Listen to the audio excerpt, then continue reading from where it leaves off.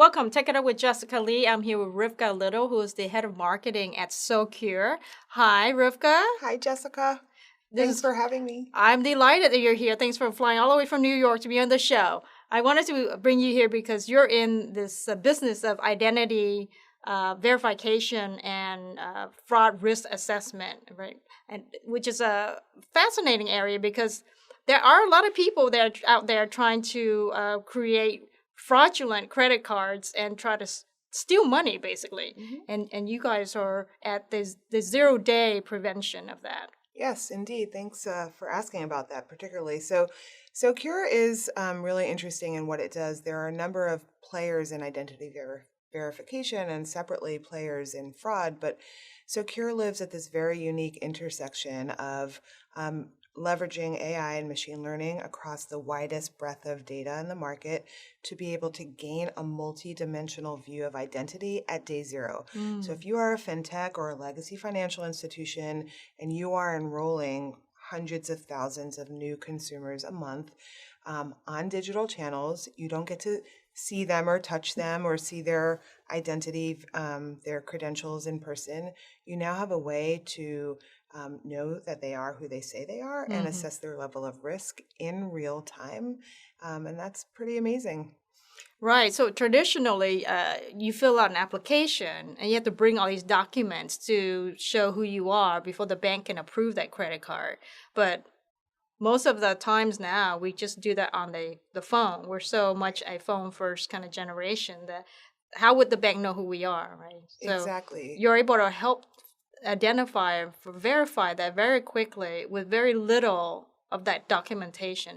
Exactly. Right. And we're at a really interesting time in financial services where there was this wave of fintechs that came along, neobanks and alternative lenders that onboarded or enrolled consumers in digital channels. And pretty quickly, the legacy banks caught on and realized, wow, we also need to have these digital first services. What we see now are institutions onboarding anywhere from 200,000 to a million brand new consumers a month. Wow. And they're under, particularly the fintechs, are under pressure from their investors to enroll as many as they can and continue that growth. So there's this really unique intersection of how do I get as many people in the door as possible and continue growth without introducing brand new fraud risk. And that's really tough at a time where identity fraud has reached new heights, losses have reached new heights. So we are very much focused on this intersection of unlocking innovation and growth in digital channels and B2C transactions while preventing fraud.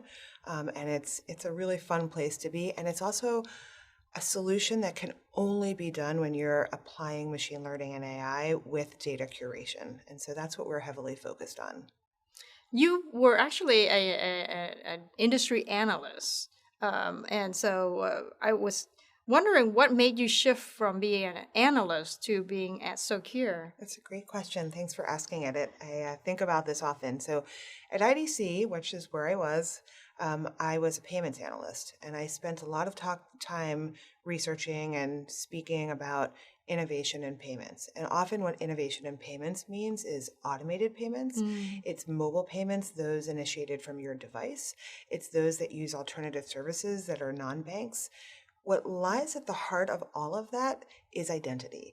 The ability to unlock innovation in payments requires you to know who a person is and know their level of fraud risk. And so I got to know SoCure in that way. While I was looking at these really innovative payment services, I kept asking them, as you let strangers in, day zero identities, how do you ensure they're safe?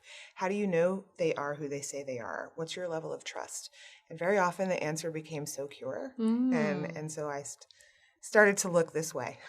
So the technology, the innovation really attracted you to the company. Indeed. Okay, Yes. excellent. You know, I am fascinated with the technology in that it's helping people who maybe just came to America recently and may not have been here using credit cards. So they're really new to this country. How do you then verify their risk level? It's such a great question, and it's a really integral part of the SoCure origin story.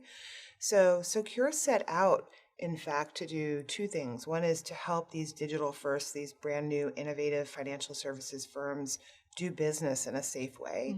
And the other was to help them do business with non-traditional or underbanked communities. And I think sometimes we refer to them as thin file, and they can be quite diverse. They can be students who are newly out of college. They can be new to country individuals. They could be, a woman getting out of a marriage that didn't build a credit history, right? There's all kinds of folks that fall into this thin file group. What we do when we identify your who you are and your level of risk is we look beyond credit bureau data, which sometimes doesn't exist for you. We look at, have you paid a utility bill? Have you been engaged with a telco? How long have you had your device? What do we know about your digital reputation as a whole? We gain a multi-dimensional view of who you are and your digital risk. And we're able to do this in real time. And it doesn't matter if you don't have a 700 credit score. It's not on our radar. I see. So in the past, traditional banks would turn away these folks because they just don't know enough about them. Without a credit history. 100%. But that's because they just have no way of assessing the risk. But now you're enabling them to actually have visibility and assess the risk, and so they can make the business decision instead of just automatically turning these folks away. Absolutely. And interestingly, one of the things that our fintech customers have learned, and since then our legacy banking customers have also learned, is sometimes those thin file consumers are the best investment, right? If you're newly out of college or you're new to country, you're at the beginning of the road of building your wealth. So why would I want to turn you away, right? I want to bring you in and help you engage in the financial system and build your wealth. And as you do that, offer you more services and gain more revenue and a great relationship with you. And I think we've enabled many fintechs and now many legacy banks to do that. I want to ask you about the whole go-to-market strategy. You're in charge of marketing. I know you actually have 7 out of the top 10 banks working with you already. So tell us about the challenges that you're seeing and how you address it on the marketing front. Sure. So people ask me this all the time about our marketing strategy, and I could talk to you about which channels we use and metrics, but I spent some time this week with our founder, Johnny Ayers, who's known in the market very well, and we were talking about our culture at the company. And what we came to, or what he came to really, is that we have built a culture of experts, that Secure has focused very deeply on going to market in a way that says to our customers, what is your problem? What are you experiencing? So identity management and fraud prevention are sophisticated and complex issues. And it requires you to go in and say, hey, what's your problem and how can I help you? And then our data science team has been extremely focused on taking those problems and the data that underlie those problems and creating solutions that fix them. And my marketing strategy is to be technology first and thought leadership first, is to continue to provide content and material that allow our fintech customers, our banking customers, and now customers in other verticals to know that we are building solutions that directly hit their problems and that we're always listening. We're hearing what they're experiencing because, look, fraud changes quickly. It's not a static event, right? And so I am very much about thought leadership first and creating content and engagement that impacts the way they do business every day. You have more data scientists than sales folks. Is that right? Totally. We have 25 data scientists and about half that in sales. And as we plan our strategic roadmap, we will continue to invest in exactly that way. We're also a total anomaly. We are a Manhattan-based data science company, very rare. We love that. Our poor head of data science, who I love so much, Pablo, he's like on all of our marketing material. Meet Pablo. He's a famous person now. But yeah, we really have come to understand that not just to solve the problems, but that our go-to-market has to be based on being a data science first and a technology first company. And we've really, really done that. We also do something else unique, which is our sales engagements very often include a POC in which we dig into your data and come back and report to you not just what you're looking for, but other things we've found. And we've never done a POC or maybe once or twice, but almost never done a POC that didn't turn into a customer. It's why we have 250 plus customers at this point. We've experienced 100% year-over-year growth for many years in a row. And it's because we go in, we look for the problem, we help you understand problems you haven't even seen yet, and we are technology first in our problem solving. Now, do you leverage these data scientists for the many different roles? Like, for example, in being the expert in a webinar, at an event, do you bring them into even as a sales engineer to then talk about the capabilities? Jessica, that's such a great question. Yes. They wear many hats. Yes. No, it's a really great question. So not only do our data scientists wear many hats, but in our customer support and account management teams, we've actually hired separate data scientists as account managers.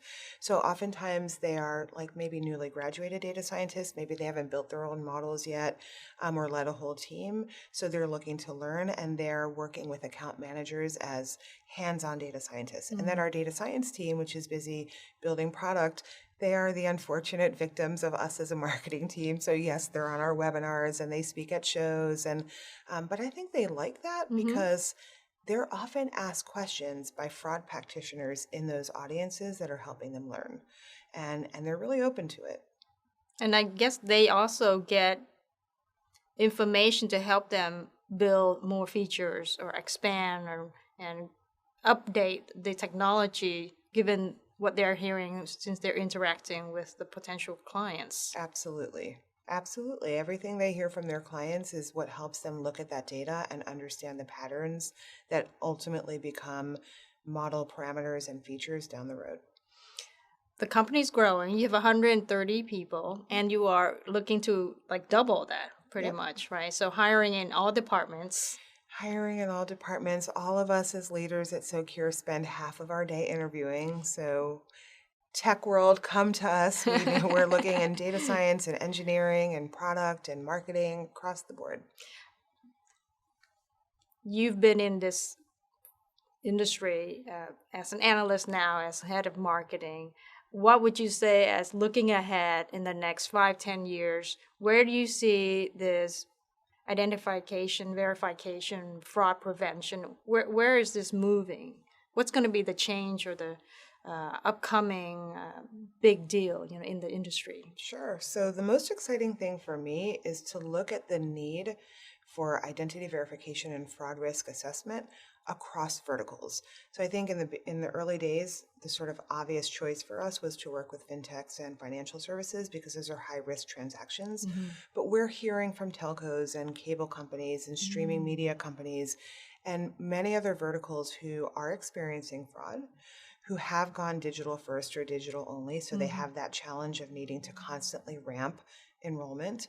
And it's really exciting for us to be able to help cross-vertical organizations build their business to consumer transaction ecosystem in a safe way.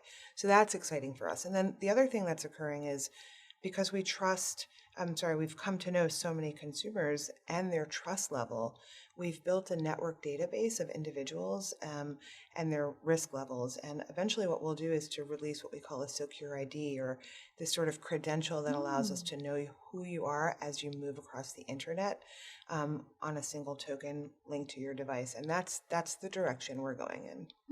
Do you see the potential product for the consumer, maybe a landlord looking to verify this candidate? They can go in and put in the name, just a phone number or email? We're already working in that world. We're working for the consumer to use. It's a possibility we could go the route of the consumer choosing to use us. It's something we talk about all the time. It's not currently on our roadmap, but we are already working with those who work on behalf of landlords to sign renters. We're looking at HR and payroll. We work with workforce software to help them identity verify folks. So yeah, and eventually it could be consumer facing. Yeah, so it seems like everybody needs identification, verification, and risk assessment from the businesses to even the individuals themselves. I want to ask about this synthetic identity fraud. That's a very interesting area that's been growing as a problem. Can you explain that? But I think a lot of people might not understand it. Yeah, it's sort of the plague that we're all facing at all times. So synthetic identity fraud is this very unique kind of fraud, but unfortunately, it's not so unique anymore because we saw $9 billion in losses, I think, last year.